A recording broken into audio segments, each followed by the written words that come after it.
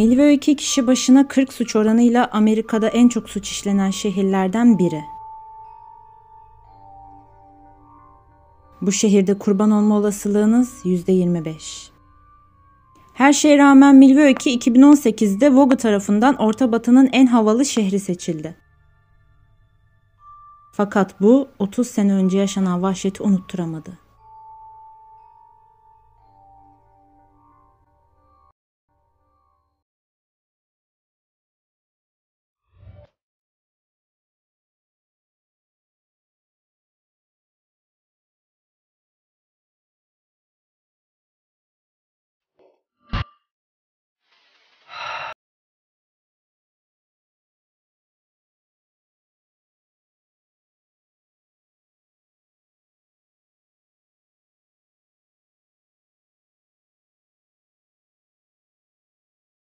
...21 Mayıs 1960...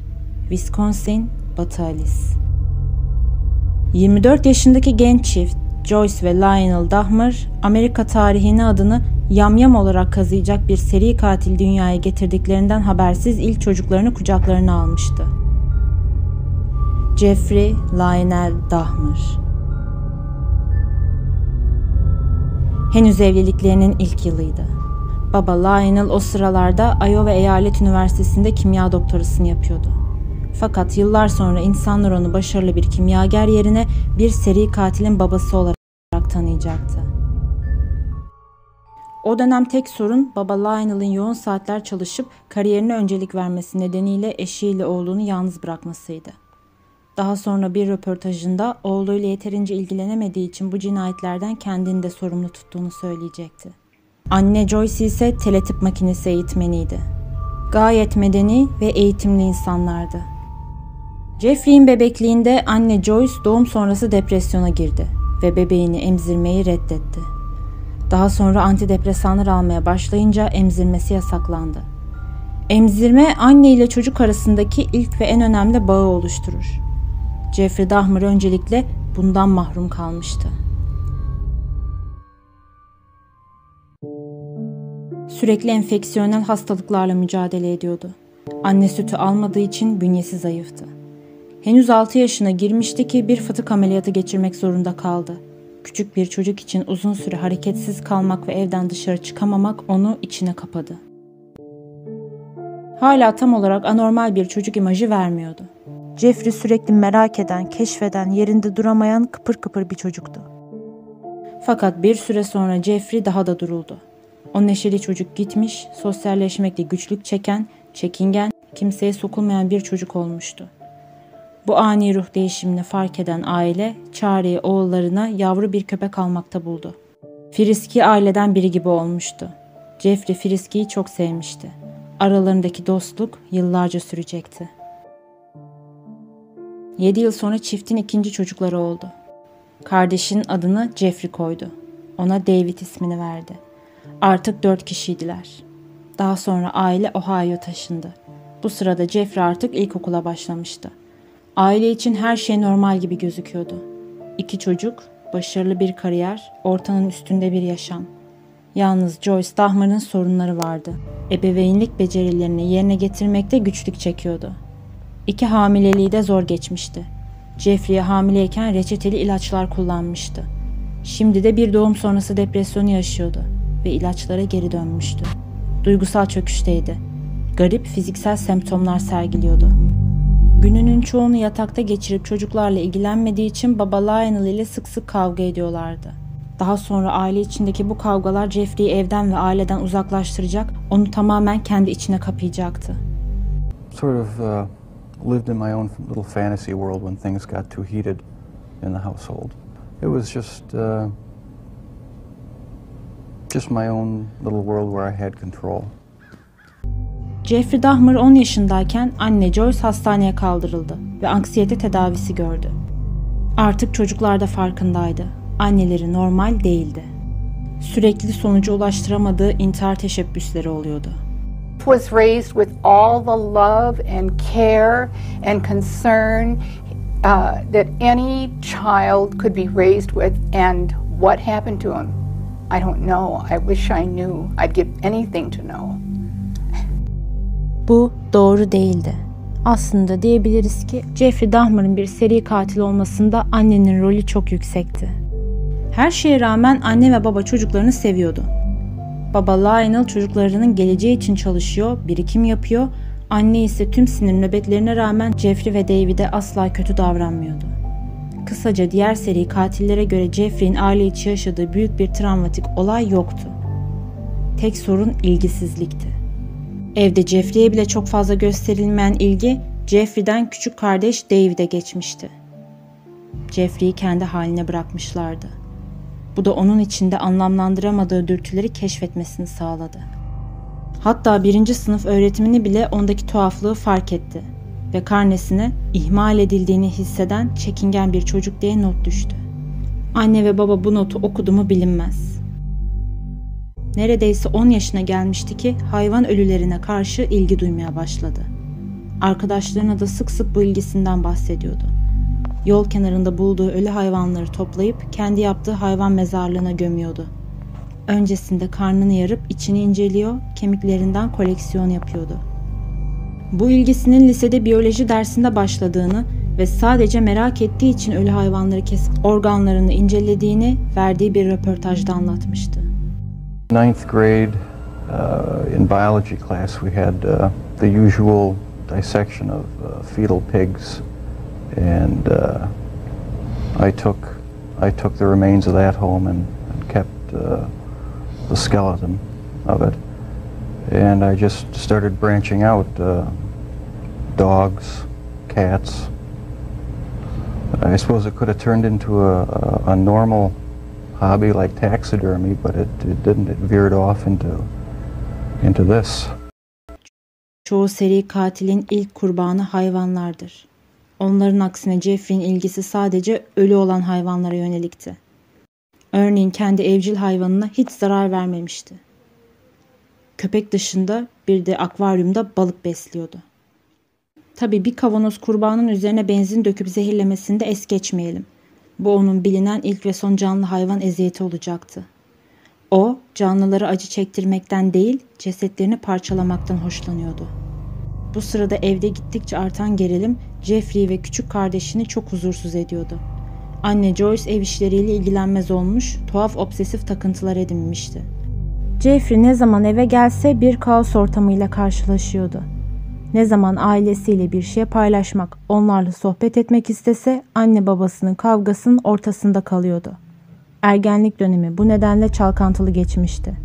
Baba Lionel ise karısının delirdiğini düşünüyor, sık sık iş bahanesiyle evden uzaklaşıyordu. Böyle bir ortamda ailesiyle iletişim kuramayan Jeffrey günden güne içine kapanıyordu. Küçük seri katil büyüyordu. Liseye geçtiğinde yavaş yavaş cinsel yönelimini de keşfetti. Hiç kız arkadaşı yoktu. Erkeklerle takılmaktan, onlara fiziken yakın olmaktan hoşlanıyordu. Fakat o dönem bugünkü kadar eşcinselliğe saygı duyulmuyordu. Bu nedenle bu yönelimini saklamak zorunda kaldı. Ayrıca sadece erkeklerle ilişkiye girmek değil, ölü bedenlerle aynı yatakta uzanıp onlara dokunduğunu hayal etmek de ona tarifsiz bir zevk veriyordu. Bu eşcinselliğin de ötesinde nekrofilik bir arzuydu. Daha sonra bu nekrofilik arzularını yerine getirmek için çok korkunç şeyler yapacaktı. Evde yeterince ilgi göremeyen Jeffrey okulda dikkat çekmek için tuhaf hareketler yapıyordu. All of a sudden you'd be walking down the hall and you'd hear someone yelling and hollering and running through the hallway, and it's Jeff Dahmer in the middle of the day running, flapping his arms, yelling, hurricane drill, everybody hide. And a woman is handing out samples of sunflower seeds, and Jeff is taking one and then another and being very polite like he always was, and then just spits them out all over the place and starts yelling at the top of his lungs, I'm allergic, and runs away. Bu nedenle arkadaşlık kurmakta da zorlanıyordu. Yine de bir arkadaş grubu edinmişti. Jeffrey'in lise arkadaşı John Beckdorf, Dahmer'lı olan okul anılarını 2012 yılında Arkadaşım Dahmer karikatüründe bir araya getirdi. Bu karikatür o kadar beğenildi ki aynı isimle filme bile aktarıldı. Jeffrey'i de Hollywood yıldızı Rose Lynch canlandırdı. Ayrıca çekimler Ohio'da Jeffrey Dahmer'ın kendi evinde gerçekleşti. Beckdorf bu karikatüründe Jeffrey'in tuhaf takıntılarından da bahsetti. Bir dönem Jeffrey evinin yakınındaki bir yolda sürekli koşu yapan adamın birine takmıştı. Nedense onu elde etme, ölü bedeniyle ilişkiye girme hayalleri kuruyordu. Bunu ne amaçla düşündüğü bilinmez. Fakat bir gün içindeki bu arzuya dayanamadı ve eline beyzbol sopası alıp koşucunun geçtiği yolda çalıların arkasında beklemeye başladı. İlk kurbanını vermek üzere bekledi. Ama koşucu geçmedi. Belki o gün ara vermişti, belki başka bir parkurda koşuyordu. Her ne sebeple olursa olsun koşucu Dahmer'ın ilk kurbanı olmaktan kurtulmuştu.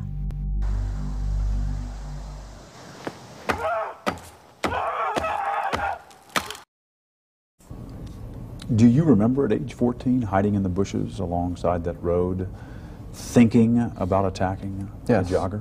Yes. Yeah, I remember doing that.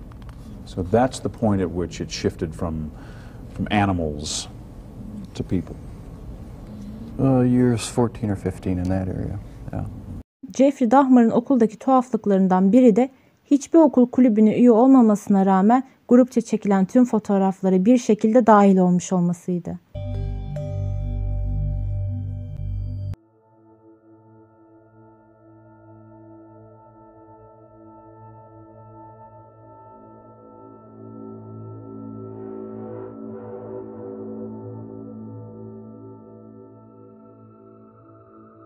Mezuniyetten sonra okul yönetimi bunu fark ettiğinde Jeffrey'in yüzünü yıllıklardan karaladı.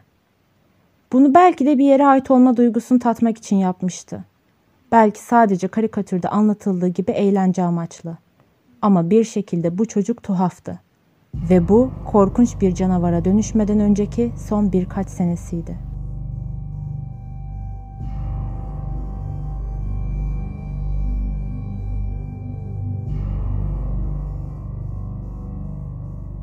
Hayat Jeffrey için daha çekilmez olmaya başlamıştı. Artık genç bir erkekti.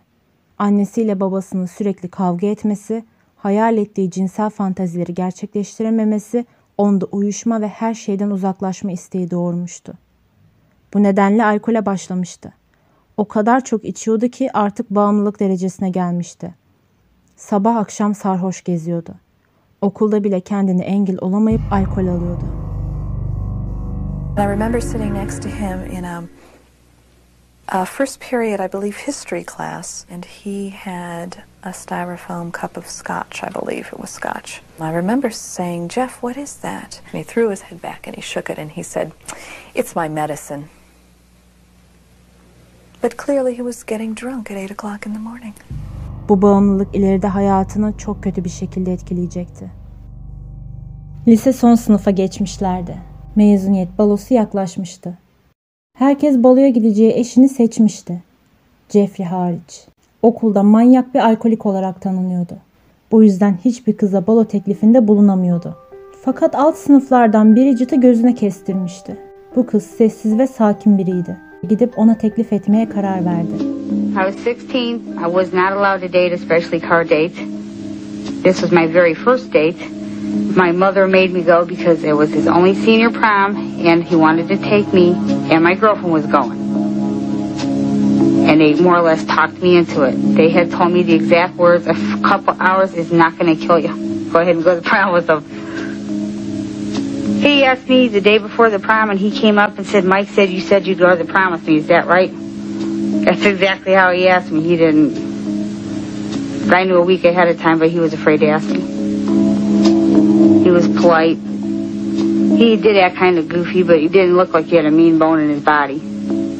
He wasn't two-faced like a lot of kids were. He didn't pick on nobody, didn't cause no trouble as far as starting fights goes, but he took a lot of ribbon from other kids. He wasn't considered good-looking, and he was kind of nerdy, and he really didn't quite fit in. And he did things for attention, and people just really made fun of him. It kind of hurt him, I think. He came to the house, and he picked me up, knocked on the door.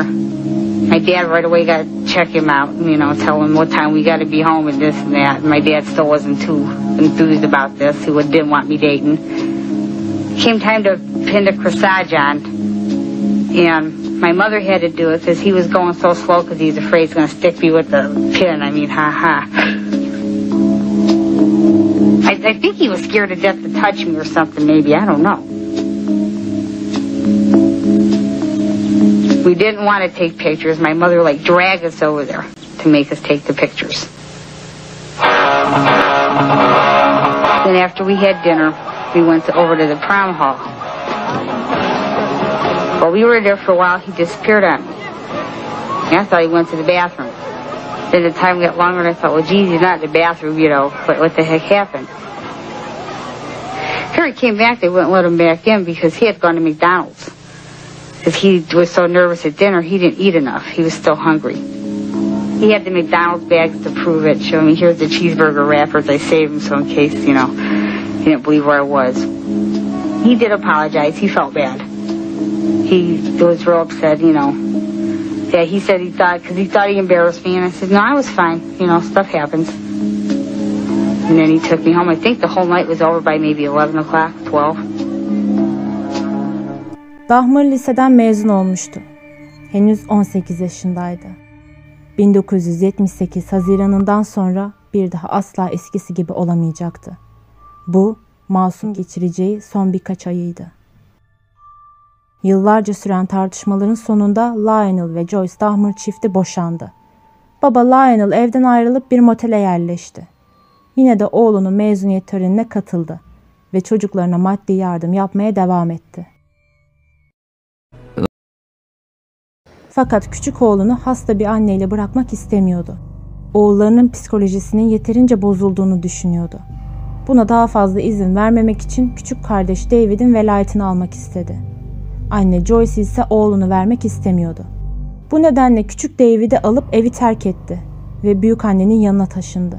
Evi ise Jeffrey'e bırakmıştı. Bu terk edilişin ardından Jeffrey'in hayatı gittikçe düzensizleşiyor, alkol bağımlılığı artıyordu. A couple of weeks before we graduated, sitting in a class next to him, I don't remember why, but we were talking about telephones. And Jeff said, people are like Pavlovian dogs. They hear the bell ringing and they have to drop whatever they're doing and ignore whoever they're talking to, and they have to run to answer the phone. He said, there are times that the phone rings in my house and I just don't even answer it because I refuse to be enslaved by the ringing of a bell. And at 17, that was just unthinkable to me. And I was mystified that Jeff would claim that. And he said, I just don't want to answer my phone. What I later found out was that his mother had basically fled their house and took Jeff's younger brother with her. She gave instructions to Jeff before she left to not answer the phone. As an adult, I understand that Jeff's whole explanation that sounded so intellectual and logical and in a sense superior in terms of why he didn't answer the phone. Artık hayvan ölüsü toplamaktan da zevk almıyordu. Doyumsuzluğu başka türlü tatmak istiyor, sürekli farklı cinsel fanteziler hayal ediyordu. Bu cinsel fantezilerin çoğu erkeklerle ilişkiye girmek ve ölü bedenlerine sonsuz kontrolle sahip olmak üzerineydi. I think it was around age 14 or 15. Started having obsessive thoughts of violence intermingled with sex. And it just got worse and worse. I didn't know how to tell anyone about it, so I didn't. I just kept it all inside. Mezuniyeti üzerinden 3 hafta geçmişti. 18 Haziran 1978'de 19 yaşındaki Stephen Hicks bir konser çıkışı eve dönmek üzere otostop çekiyordu. Henüz ehliyeti bile olmayan 18 yaşındaki Jeffrey Dahmer ise arabasıyla aynı yoldan geçiyordu. Dahmer'ın Hicks'i fark etmesi çok uzun sürmedi. Genç ve yakışıklı Hicks, Dahmer'ın gözüne çok çekici gelmişti. Arabasıyla yaklaşıp onu istediği yere kadar götürebileceğini söyledi. Bu genç sarışın adam hiç de zararlı biri gibi durmuyordu. Stephen Hicks teklifi kabul edip arabaya bindi. Hemen ardından Dahmer ona evde bir bira içmeyi teklif etti. Biraz bira içip sohbet ettikten sonra onu eve bırakacağına dair söz verdi. O gün ev boştu. Anne Joyce hala şehir dışında büyükannenin yanındaydı. Bu, Jeffrey'in yıllardır hayal ettiği fantezileri yaşaması için eline geçen büyük bir fırsattı.